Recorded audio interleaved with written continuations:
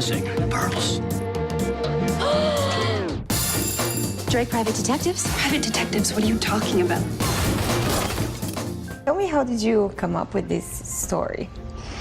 Well, my co-creator and I were both writers on Murdoch Mysteries, which is a show set at the turn of the century. And as we were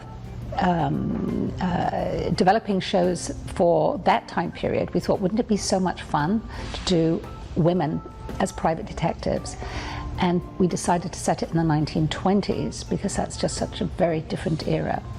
So really, all our stories are based around the idea of two women in the 1920s reinventing themselves, really.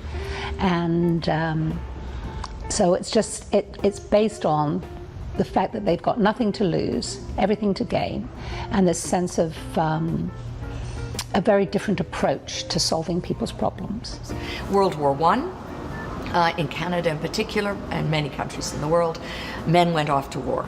Yeah. Women had to stop being in the home and on the farms, and they had to move into the factories.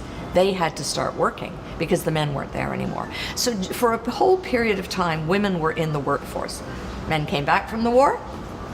It was expected that women should go back to the houses and the homes and the farms. And the women said, no, actually, we like working. We want to be single. We want to have our own apartment, our own job. And so that was the spark. You're always looking for what's the spark of that idea. Murdoch Mysteries was based on a book, a series of books, so that was our spark. Frankie Drake was off this notion of women in the 20s. And what we embraced and what the two writers, Carol Hay and Michelle Ricci, brought to the table was that this would just be women solving crime. And instead of making them police people, because of course in the 20s there were no women in the police force, so you can't do that. They decided they would be PIs. And so again, an interesting take into the story. If you were someone, say an immigrant, a woman, the police might not take your case very seriously, but Frankie Drake and her group of women will take on your case because they want to right those wrongs. So what's wonderful about Frankie, and I am incredibly proud of it, is the fact that it's for women. Yeah. It's for women. So there's Frankie and her special set of skills that came out of her experience in the war. There's Trudy as a black woman who's really, half the time invisible to society, is able to get in there. You have Mary, who can't get a job as a cop, but she can get a job as a morality officer in the police force, which was all true. And you have Flo, a bit like what we're doing in Murdoch. You have a young woman who wants to be a doctor, but she can't be a doctor. So instead, she'll go to school and she'll be a mortician's assistant. So you really cover off the four skills that they need in one show. Production overall has been going really well. It's very ambitious. Our episodes are quite big. We go to lots of interesting worlds, and luckily we have really great directors and really great crew who are able to take us there. You joined season 2 as a showrunner, correct? That's correct, yeah. How did that happen? Well, it really started, I've known the production company for a while. I've worked with them on other projects, and then also I was asked to record a podcast about writing, and this was about a year ago, and it was about a show called Frankie Drake. And I watched all the episodes and I was like, wow, what a great show. I of course I'd known about it, but I hadn't seen it yet.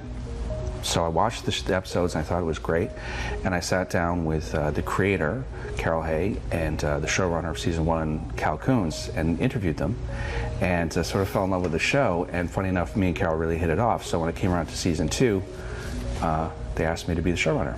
That's a pretty cool story. It was a pretty cool story, yeah. I think it's really cool because when you're watching the first season, it actually gets better with each episode. So I guess that it requires you guys to also adjust to the story, to make it your own, because you can see that. Well, it's very interesting because that's exactly right, that what happens as you write, especially on a series, you don't write all the scripts were not written in advance. So as we saw our actors, we saw this relationship, and Lauren, we were debating, do we give her a dark secret in her past? And we saw the way she played the character with such lightness and such pleasure that we just wrote to that. Because it just seemed like, especially in our times where the world is in a bit of a state, a show that had so much optimism, which she really represents. Even though she's had a really crazy background and done all kinds of things, she still has this real openness and warmth. One thing I'll try to do in season 2 is make sure that in every episode you're going to get a good storyline or good moments for all the gals. So Frankie, Trudy, Mary, and Flo. So that's something we really worked on this year. It's like these 4 women who come from, each of them come from very different worlds and are very different types of people. Frankie is someone who had actually been a spy at one point, so she's got a lot of secrets. Trudy is someone who is very brilliant and very talented. Very and family dedicated. Exactly. Frankie is such a loner, and Trudy is so much about family and about creating this warm environment around her. Mary fits right in. She's sort of like the little sister. She loves being with the gals. But she also, you know, Mary really, really, really wants to be a police officer more than anything in the world. In fact, if you gave her a choice between being a detective and a police officer, she'd actually take police officer. Because there's something about her that is just really, really loves that job. And Flo is so, she's kind of the funny one of the group. I mean, they're all funny, but she's the one that really kind of lives very loud. You know, she's who she is. She comes in and she's Flo. And she also really wants to be a doctor one day, or hopefully a coroner. So they're all ambitious women who are all kind of going for something.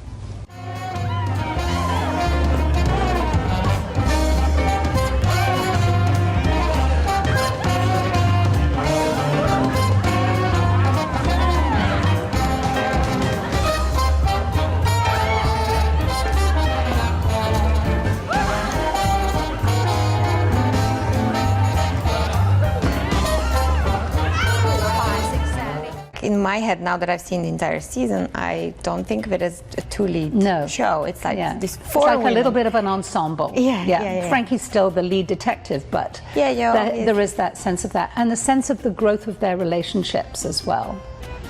Yes. Oh, I'm so glad you like that. I do. It's the thing I'm most proud of in this series, is the idea of how many TV shows can you watch that have 4 women leads?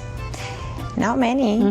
Not many. Certainly not for the past few years. Yes. There was a period where Sex and the City came out. There you had 4 leads. Yes. But totally different environment. But you know, Sex and the City is one of the shows we often talk about. I mean, it's very, very different, but that idea of the 4 women. Yes. And 4 very, very different Very women. different, exactly. Each one brings something different. One of the episodes this year that I'm really proud of and really excited about is called Emancipation Day. And it's about what might have happened if Marcus Garvey came to town and had a mystery to be solved. Marcus Garvey was a great civil rights leader, and he started a holiday or a festival in Toronto called, it was called back then Emancipation Day. And Emancipation Day over the years evolved into something called Carabana, which is now one of the biggest, if not the biggest, Caribbean festival outside of the Caribbean. It's a huge cultural event for Toronto and for Canada. And Americans, people come from all over the world, and it started back then. So this is an episode that tells a story about it.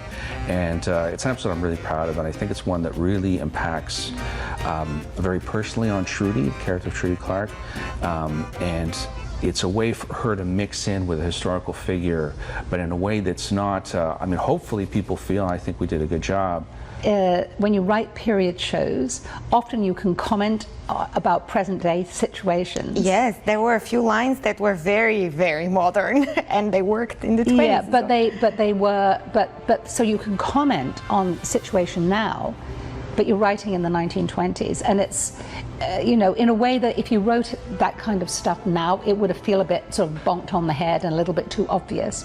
But because it's in the 1920s, it's got a historical sort of perspective when women talk about their lives or cases come in and what have you, that you're allowed to make those comments. This year we're doing a show that's set in the world of women's baseball.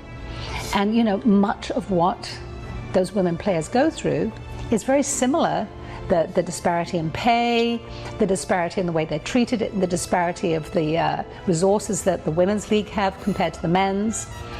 It's still true today, sadly. There was new technology, women were chopping their hair off, they were embracing the new world, this new this new time.